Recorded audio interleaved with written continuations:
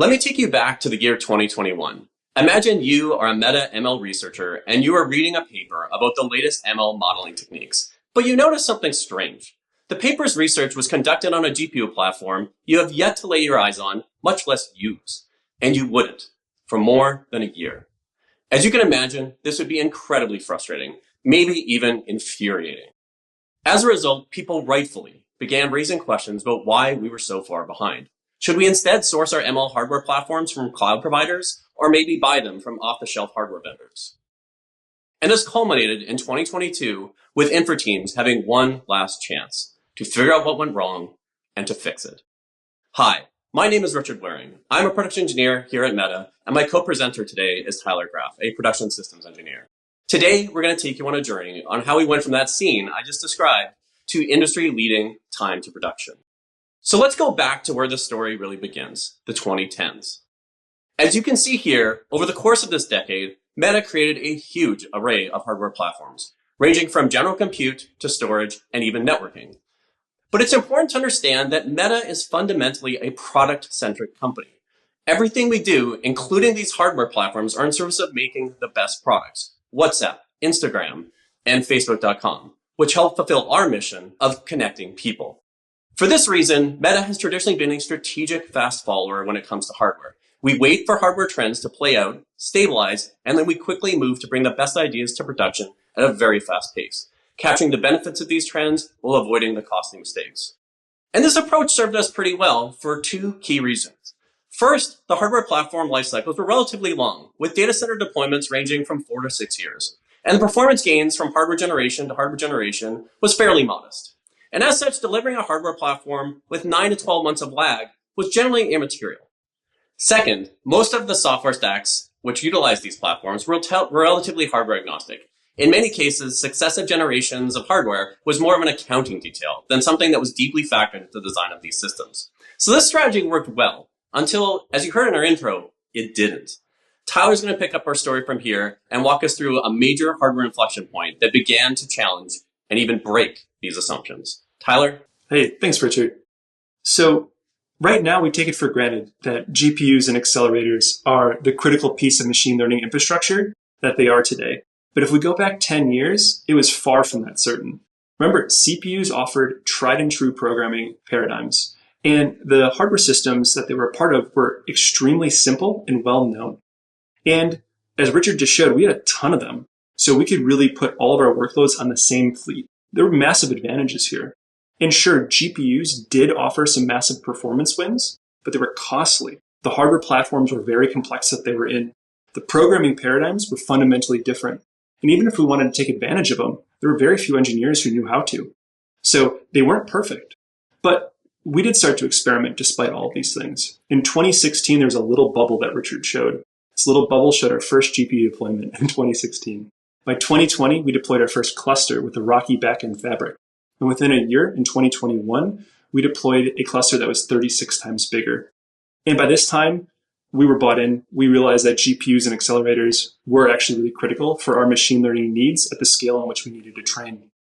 But as we looked at these, we realized the assumptions that we just talked about had fundamentally changed. We noticed rapid hardware evolutions, much faster than in the past. Every 6 to 9 months, things were changing. And with those changes came pretty substantial performance wins. And the systems that GPUs were coming in were becoming progressively more complex, which meant in those timeframes, we had more work to do to enable something into production. And finally, the software to make these things live and to be alive was no longer hardware agnostic, but very hardware specific, designed to squeeze every last flop out of a GPU. We weren't building a Prius anymore. We were building a Formula One car. And so this kind of takes us exactly to the point in which we started today, with that frustrated machine learning engineer, who is in reality pretty pissed. And so we really needed to now answer this question on how we got here.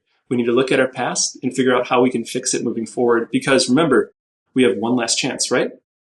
So as every good engineer does, we spent a lot of time studying our past experiences. What went well, what didn't go well, what we could do better. And what did that look like? The first thing is we realized, and maybe this is the root cause of it all, is next-gen infrastructure, whatever that next-gen is now in the critical path of our product groups and our products themselves. And that means our past strategic fast following, where we didn't really adopt platforms early, so we kind of de-risked our hardware deployments, was fundamentally not appropriate anymore for some applications and some platforms. This is key. And furthermore, as we looked back, we realized that we had many architectural pivots. Now, these were also really important in our evolution. It resulted in us doing things like building out scale-up domains and scale-out domains and building clusters in the size that I just talked about. These were awesome. But in the past, this cost us a lot of time. And as we look forward for us to solve the handoff issues that we've talked about a little bit already in this presentation, we needed to land this a lot earlier and lock these things in.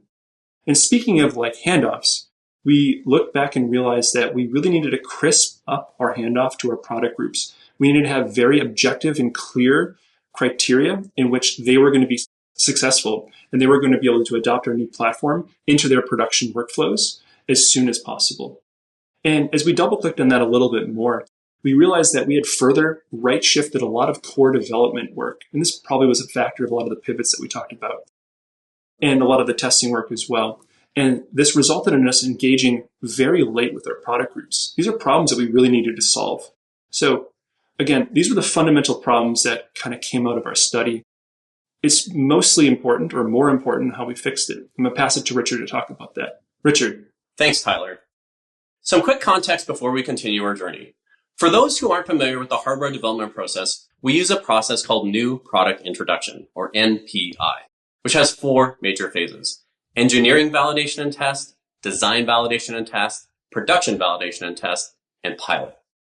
As we go from phase to phase, we gradually improve the performance and reliability of the hardware, increasing the number of systems under test as our confidence in a platform grows.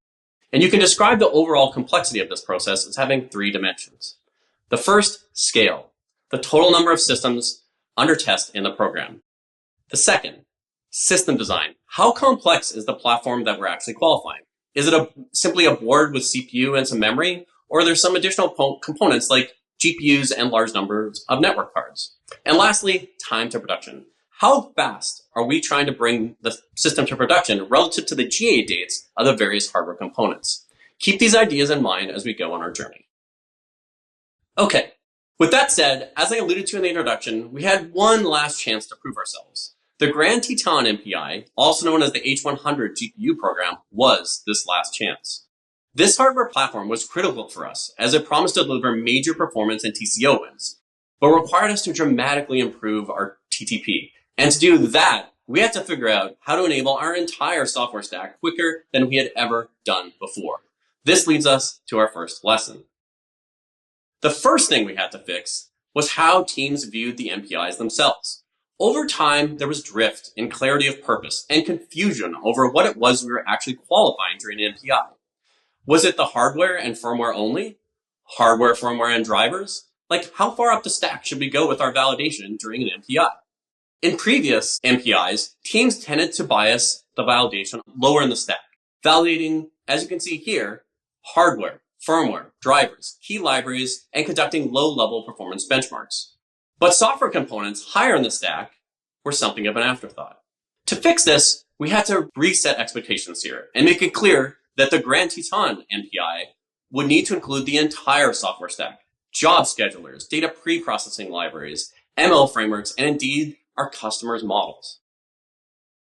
The second problem we needed to fix was confusion over what we actually meant by production. Did it mean simply that the platform passed all of its low-level tests and benchmarking?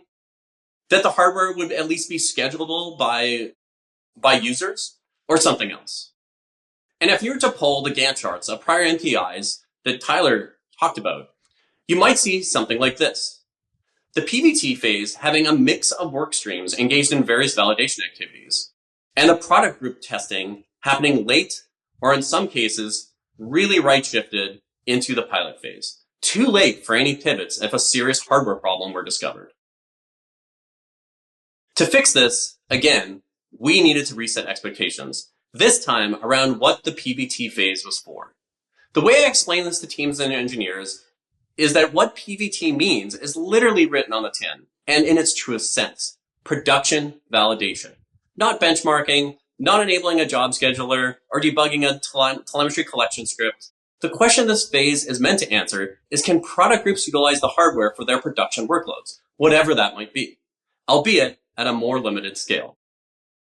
Now, to make this stick, we need to give the PPT phase some more teeth. Product groups would actually get a veto on this phase. If their test didn't pass, they should put the brakes on the entire NPI, delaying PPT exit, and allowing us to debug and verify the problem was not related to the hardware itself, and ultimately fix it, whatever it might have been, hardware or software.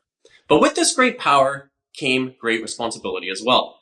The product teams would need to carve out time to test the platforms thoroughly, and far earlier than they had in the past, engaging even in the DVT phase of the NPI. So how did we do on the Grand Teton NPI? We brought down TTP down from that 22 weeks down to just 4, and we're able to support ML training jobs, which were on the scale of thousands of GPUs wide and ran for weeks. Just what was required for things like large language models. Tyler's going to pick up our story here with the Artemis NPI. Tyler? Thanks, Richard. So the next NPI on our docket is the Artemis NPI. The Artemis NPI featured an MTIA accelerator, Meta Training and Inference Accelerator. And this is critical to talk about because this means we were designing our own silicon and the firmware that made that silicon useful for us. And so for this, we also had even more aggressive time to production requirements than we did in the platform that Richard just explained. So what am I saying? We had a more complex system. We had more scope of work within the MPI with the additional firmware development and testing we had to do. And we had stricter and shorter time to deliver this in. That's really fun. And if we actually think about Richard's lessons and the fixes that we implemented as part of those that we just discussed, two things are kind of evident. The first thing is we really focus on hardening up the end part of the MPI to make sure those product groups are going to be successful and happy and able to take this new platform into their production workloads. But we also talked about the time element as well. He showed 22 months to 4 months. We're going to show you how that happened and how we even progressed it further from 4 to 1. Well, that started in our retrospective at looking at how we actually allocated work. And we built in buffers to all of our kind of MPI planning, which is totally fine and reasonable. We should expect issues, especially when you're designing hardware. But when you stack up thousands of different work items and thousands of different buffers on top of it, it becomes a little bit unwieldy, and the projections we found can really add up. So we actually ripped out all those buffers and went on a 0 buffer schedule. This required us to really address issues as they came up, which had a really healthy forcing function. And it did result in some challenges when substantial issues arose. But we found it to be much better if we were trying to go as fast as possible. The second thing is, sure, we had critical paths identified within our MPIs before. But as Richard highlighted in lesson 1, the stack is much more full, going from an architecture to a handoff. So we needed to identify exactly what that critical path looked like within this new kind of scope MPI or full stack MPI. And this was really critical because within this critical path, now on a daily basis, maybe even an hourly basis, we needed to know exactly the item that needed to be done at that moment. And that really gets into the third point here, decoupling. Because in practice, there are dependencies within a development process. As an example, a particular firmware feature might enable us to build telemetry into a system. It might enable us to do a particular operator that a product group needs. And until we have that, we can't do that item. So the critical path allowed us to deliver exactly what we needed to, so we could decouple the work streams as much as possible. And this gets to the final thing, because eventually for us to move this fast with this much scope, we had to parallelize everything. So within these 4 steps, we were able to achieve not just the quality goals that Richard talked about, but the time requirements that our product groups needed. And so what does this look like? If we talk about a past MPI when we were a strategic fast follower, if we go back to the beginning of our presentation, we would start on late engineering samples. This was important because it offered some maturity and some capabilities that allowed us to do a lot of things at first. That sounds great, but the problem was when a supplier becomes generally available with the component with firmware or user space libraries, or even the system itself, this means that there was a really large time window between that moment and the moment we were generally available internally. And this was the fundamental problem we're trying to address. So how do we solve it? This is where the left shift comes in. We also needed to start on very early engineering samples. Now, this sounds terrible because early engineering samples, they're not meant for like a lot of work. And they come with firmware which is intentionally not that mature because it's in its own development cycle. But again, through the process of identifying exactly the critical path of decoupling and by parallelizing everything, as seen here, we were able to then intercept the supplier GA date much later in the NPI and get a lot of work done before that. And this had two results for us. The first thing, that big arrow 2 slides ago, is now much shorter. That's the time to production win that we really needed. The second thing is, remember lesson 2, keeping PBT clean, making sure it's for production validation testing. This parallelization that you see on this slide allowed us to get all of that work done in the time we needed to. So PBT is sacrosanct. It allowed us to do exactly what we needed to for the end goal, again, which is the quality handoff to our production teams in the time frame in which they need it. This was the thing that pulled everything together. And so what does this look like in practice? Here's our Gantt chart from a couple programs ago, actually the one that Richard talked about. In this case, you see hundreds of different work items, which had many different teams participating in it. And as you see on the right, we had all of the work items were actually indeed parallelized. But it gets better. If you double click on any of these things, it'll break down into dozens or more work items with even more teams who are participating in this. So again, this is thousands of different work items that have to happen roughly all in parallel and sometimes do happen all in parallel.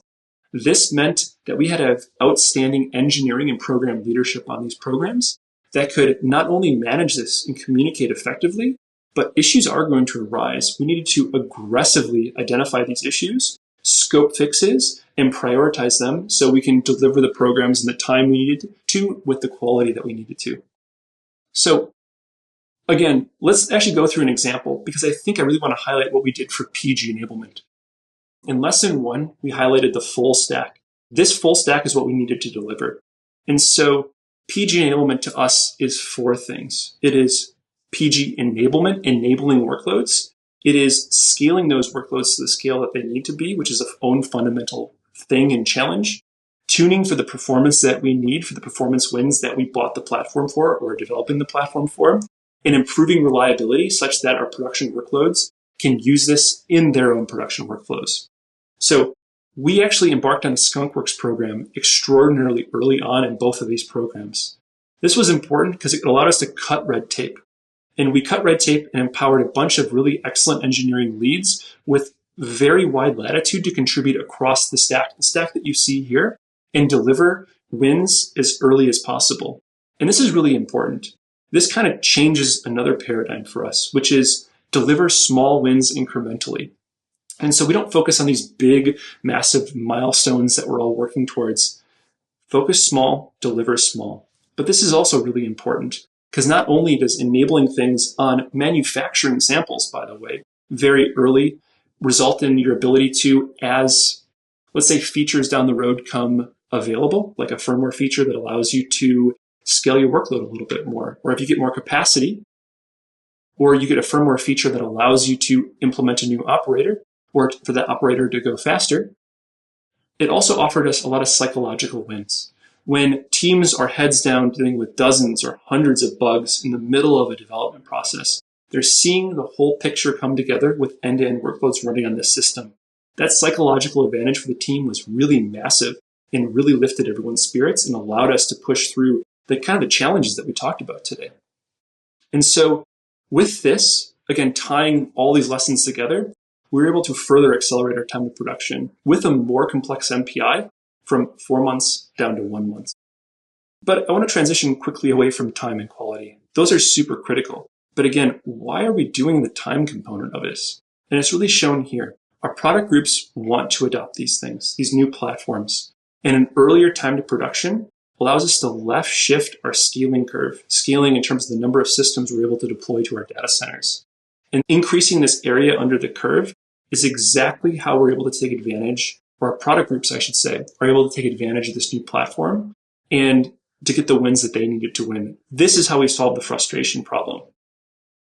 But at Meta, we have a saying, which is the journey is only 1% complete. And it's absolutely true here. We have a lot of work to do. I'm going to pass it to Richard again to talk about that last 99%. Richard, to you. All right.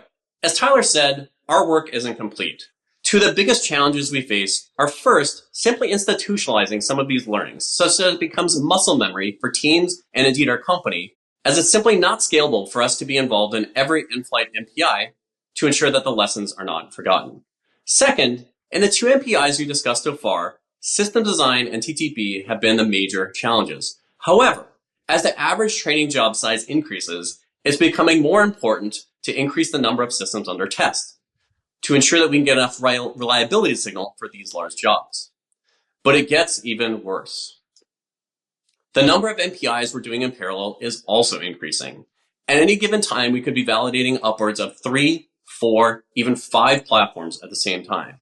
So to ensure we are scaling teams, building automation, and potentially even redesigning software to streamline validation is becoming more important as we move forward. With that, I want to thank you for taking the time to hear our story, and we look forward to seeing you at the live event.